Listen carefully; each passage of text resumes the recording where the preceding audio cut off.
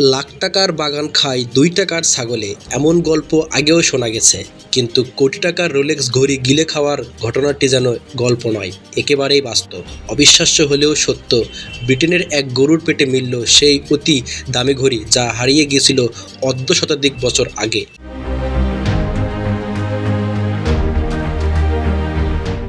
ব্রিটেনের পোশায়ারের মর্ডা গ্রামের বাসিন্দা ৯৫ বছর বয়সী কৃষক জেমস স্টলের মালিকানাধীন রোলেক্স ঘড়িটি হারিয়ে গিয়েছিল ১৯৭০-এর দশকের শুরুতে। একদিন ঘড়ির চেন ভেঙে যায়, আর কিছুক্ষণ পর তিনি টের পান সেটি আর হাতে নেই। ধারণা করেন ঘাস খাওয়ার সময় তার গরুটির হয়তো ঘড়িটি গিলে খেয়েছেন।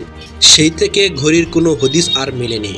কিন্তু সাম্প্রতিক এক ব্যক্তি মেটালো ডিটেক্টর নিয়ে জেমসের জমিতে তল্লাশি চালানোর সময় মাটির নিচে পেল সেই রোলেক্স ঘড়ি। ঘড়িটির পরিবর্তে ফিরিয়ে দেন জেমসকে। অর্ধশত বছর পর ফিরে পেয়ে আবেগ আপ্লুত হয়ে জেমস বলে, এটা একদম অবিশ্বাস্য।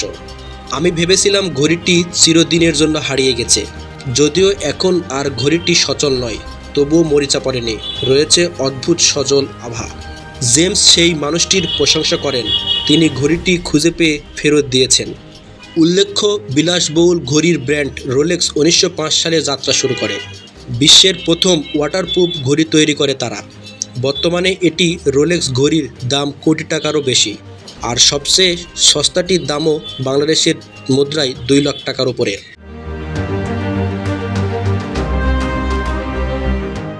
এক কথায় সময়ের গর্ভে হারিয়ে যাওয়া সেই ঘড়ির গল্প যেন এক জীবন্ত কিংবদন্তি, যেখানে গরু, মাটি আর সৌভাগ্য মিলে গেছে এক অনন্য অধ্যায়।